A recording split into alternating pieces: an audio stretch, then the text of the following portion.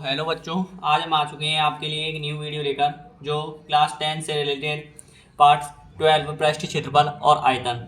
तो आज हम इसके बारे में बात करेंगे जो मोस्ट इम्पॉर्टेंट क्वेश्चन है। ठीक है बच्चों, तो देखिए आपके पास ये इसमें 13 चैप्टर दे रखा है लेकिन 12 चैप्टर है न्यू मैथ के अकॉर्डिंग। ओके बच्चों, तो इसीलिए इसमें से आपको मोस्ट क्वेश्चन मैं कराने जा रहा हूँ। ठीक है, और एक विशेष बात, आपको दीपावली की हार्दिक शुभकामनाएं।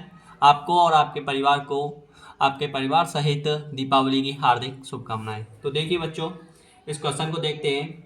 शांता किसी शहर में एक उद्योग चलाती है और यदि एक शहर घनाभ के आकार का है जिस पर एक अर्धबेलन आरोपित है, यदि इस शहर के आधार की विमाएं 7 × 15 मीटर हैं तो या तथा घनाभाकार भाग की ऊंचाई 1 मीटर है तो शहर में समावेशित हो सकने वाले हवा का आयतन ज्ञात करने हैं। यदि मान लें कि आपके पास एक मशीन रखी हुई है, वो 300 मीटर क्यूब स्थान घेरती है तथा शहर के 20 श्रमिक हैं जिनमें से प्रत्येक 0.08 मीटर की औसत से स्थान घेरता है, तो शहर में कितनी हवा होगी। ओके बच्चों, ध्यान दीजिए इसमें। देखिए आपके पास कब कैपेसिटी बना देते हैं। जैसे कि आपके पास कोई शेड है, शेड का मतलब होता है घनाभ के आकार का। घनाभ के आकार का मतलब कैसे होगा, वो आपके लिए मैं आकार बना दे रहा हूँ। ठीक है बच्चों, ध्यान दीजिए। यहाँ पे घनाभ के आकार का है, घनाभ के आकार का एक शेड है, उसको मैं आपके लिए बना के तैयार कर रहा हूँ जो मोस्ट इम्पॉर्टेंट है। ध्यान रखना, उसको आपको बनाना पड़ेगा तभी आपको पता चलेगा कि घनाभाकार कैसे होगा। ठीक है, देखिए बेलन के आकार है ना, उसके ऊपर अर्धरोपित बेलन है, अर्ध बेलन है सॉरी। तो बेलन आपके पास कुछ ऐसे रहेगा, कुछ ऐसे, मतलब इस पर ऐसे अर्धरोपित है वो। ठीक है बच्चों, अभी जस्ट वेट करते हैं। देखिए बच्चों, ये वाला ये पुट अप नहीं है, या फिर आप इसे भी मान सकते हो, कोई सी भी एक रेखा माननी है। मतलब आपको जैसे कि आपने इस वाले को ना लेकर आपने लिया ये वाला। ठीक है बच्चों, क्या लिया आपने, ये लिया, तो आपने यहाँ से ये लिया है तो कुछ ऐसे बनेगा इसमें। ठीक है, कुछ ऐसे बनेगा, यहाँ पे आपको कुछ सो ऐसे होगा। ठीक है बच्चों, दिख रहा है ना आपको, अब तो बन गया है ना, देखो जरा ध्यान से। ठीक है बच्चों, यहाँ पे ध्यान दीजिए, ये पुट अप हो गया ना ऐसे, बिल्कुल करेक्ट है।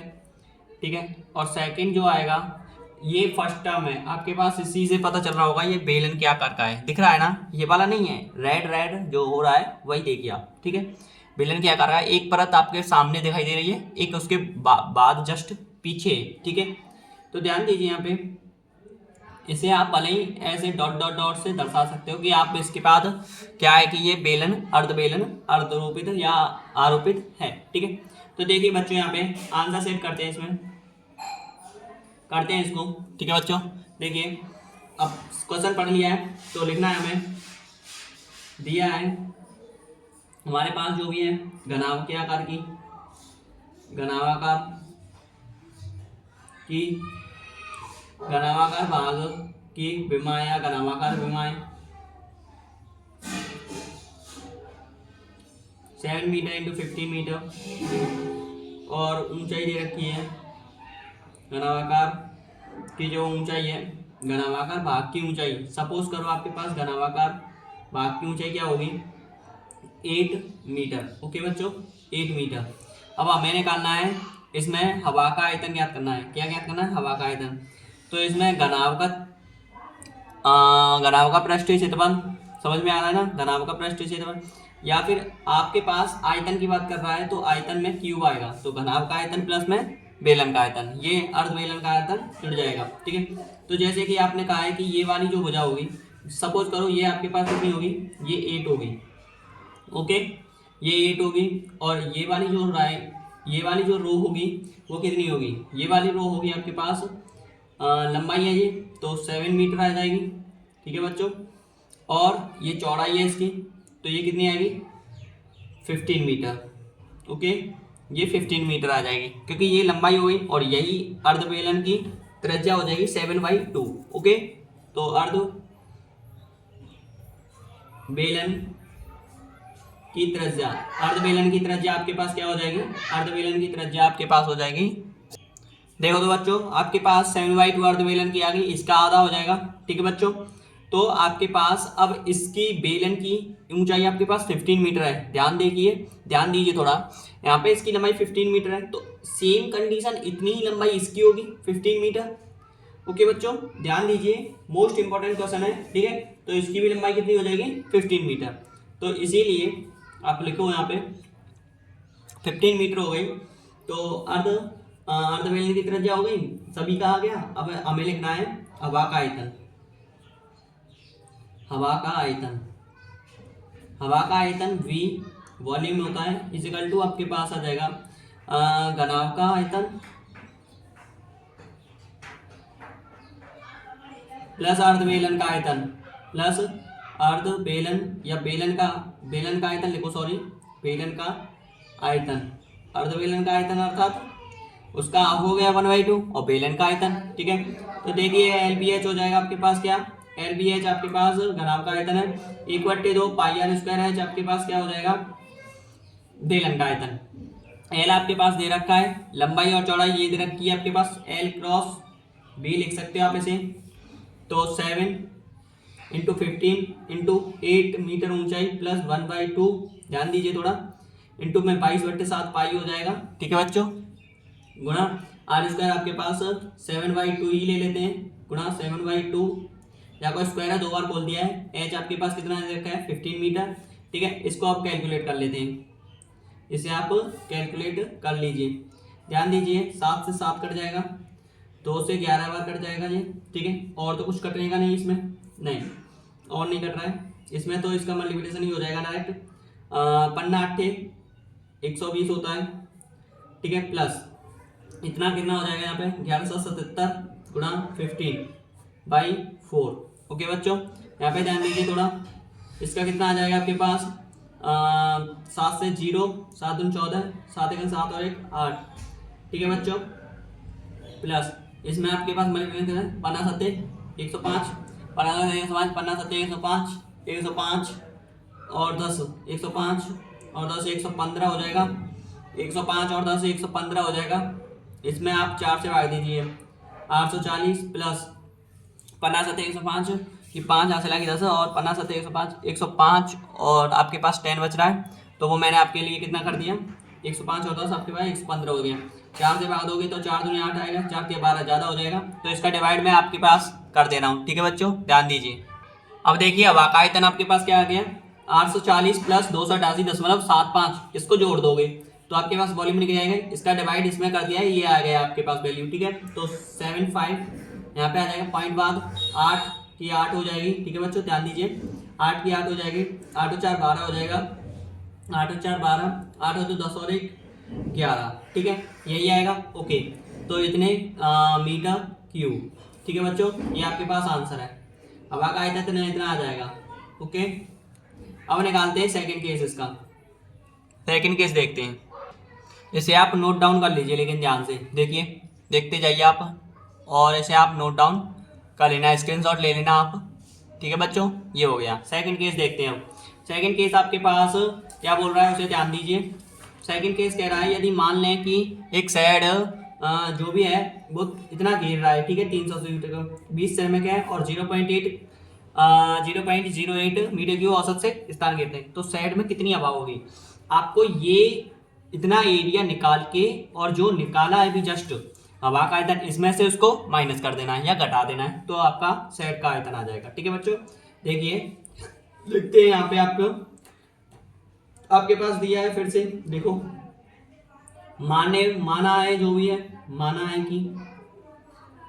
कि हमने जो भी माना है वो क्या माना है वो मैं लिख दे रहा हूँ, ठीक है। आपने देख तो लिया है सवाल, उसी में देख लेना, ठीक है बच्चों, उसको आप उतार लेना थोड़ा, सॉरी मैं कह रहा हूँ, तो आपको नोट कर लेना उसको, सॉरी, ठीक है। तो देखिए आपके पास 300 है, तो 300 मीटर क्यूब में 300 मीटर क्यूब है आपके पास, ये तो आपके पास कितना है स्थान घेर रही है, ये स्थान घेर रही है, मतलब स्थान, ठीक है बच्चों, इतना लिख के स्थान लिख दो आप, इसे स्थान घेर रहा है। और आपके पास सेकंड केस आता है, जैसे कि मैं आपको डायरेक्ट बोल दूं तो आप लिख दो सैड में हवा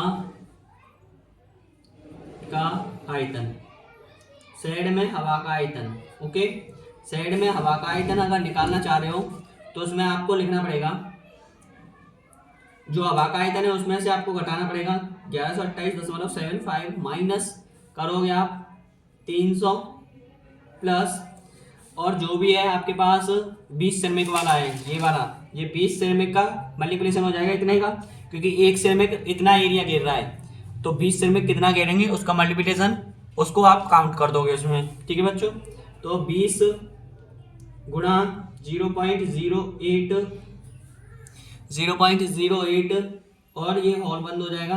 ठीक है, और कुछ है नहीं इसमें, इतना ही रहेगा।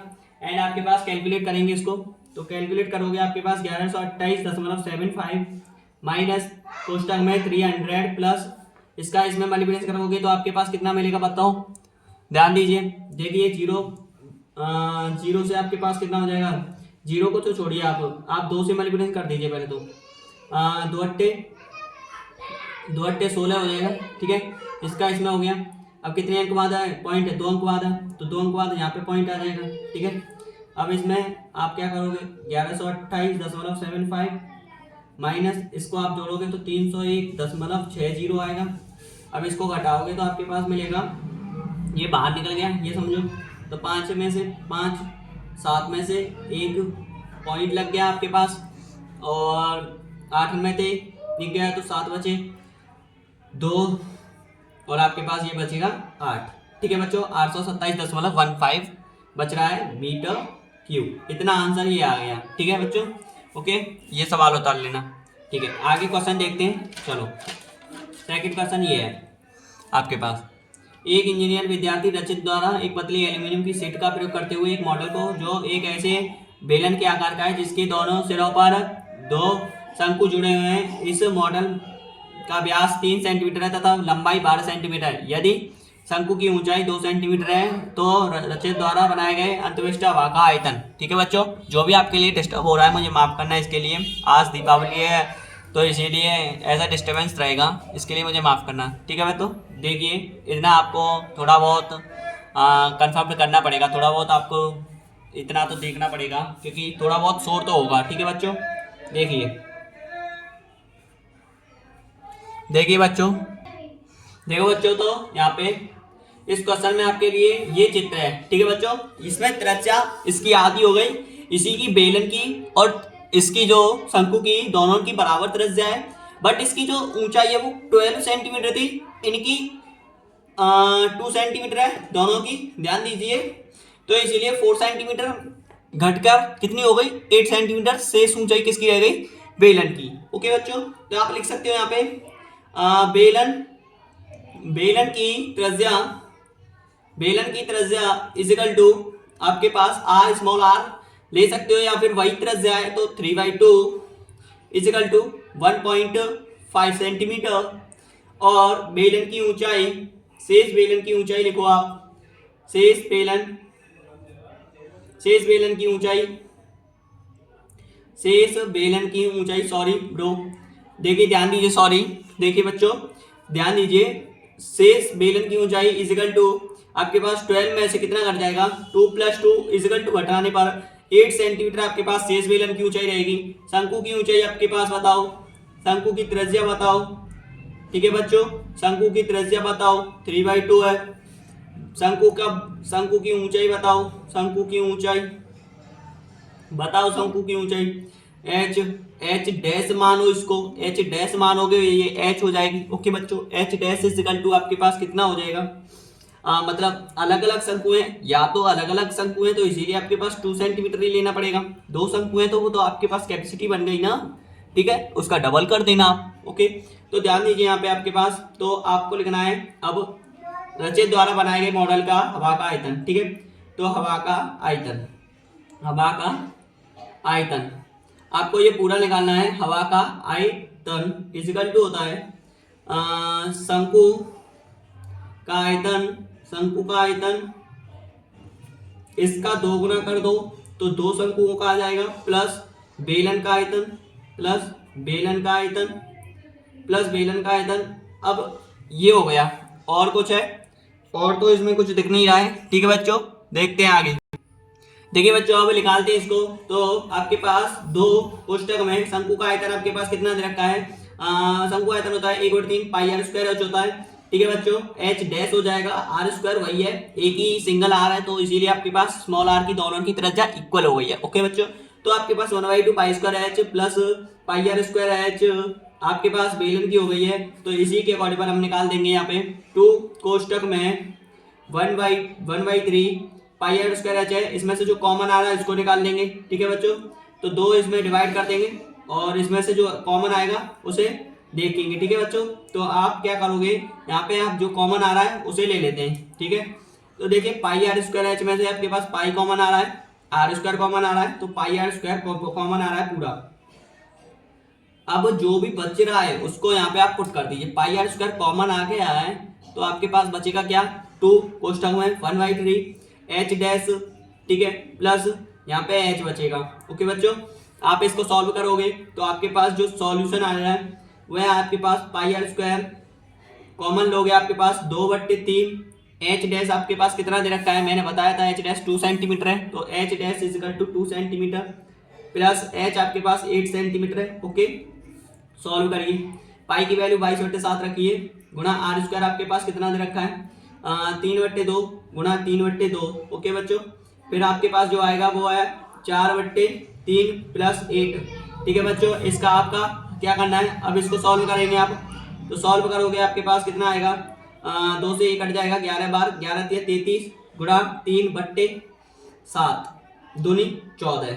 ओके बच्चों, 7 दूनी 14, इसको सॉल्व करिए, ये कितना हो जाएगा, इसका लासा 3 आ जाएगा, इसके नीचे 1 रखिए। ठीक है बच्चों, ध्यान दीजिए थोड़ा, इसको आपके पास 3 से डिवाइड करोगे तो 1 बार जाएगा, 1 से डिवाइड करोगे तो 3 बार जाएगा। ओके बच्चों, मुझे डिस्टर्ब हो रहा है, मुझे माफ़ करना, लेकिन आपको भी डिस्टर्ब हो रहा है, मुझे माफ़ करना, क्योंकि आज दीपावली है, मैं आपको बार बार कहूँगा इस बात को, तो इसलिए इसके लिए मुझे माफ़ करना, सॉरी। ठीक है, तो 3 से 4 हो जाएगा प्लस 8 दिया 24 हो जाएगा। ओके बच्चों, इसका कितना हो जाएगा 33 गुणा 3/14 गुणा 24 और 4 28/3, 3 से 3 डिवाइड कट जाएगा, 14 दूनी 28, 2 बार कट गया, तो 33 में गुणा आप कर दीजिए 2 में, तो आपके पास आ जाएगा 33 दूनी 66 सेंटीमीटर क्यूब। ये आपके पास आंसर है। ओके बच्चों, ये आपके पास आंसर हो चुका है, एंड आप नोट डाउन कर लीजिए। ठीक है, ये आपके पास हवा का आयतन आ गया। ओके बच्चों, ध्यान से नोट डाउन कर लीजिए। ओके, तो इस आप यहीं हमें इस बार एंड करते हैं, सॉरी, क्लास को। आगे नेक्स्ट वीडियो में आपके लिए मोस्ट इंपॉर्टेंट क्वेश्चन लाते रहेंगे। ठीक है बच्चों, थैंक यू, धन्यवाद।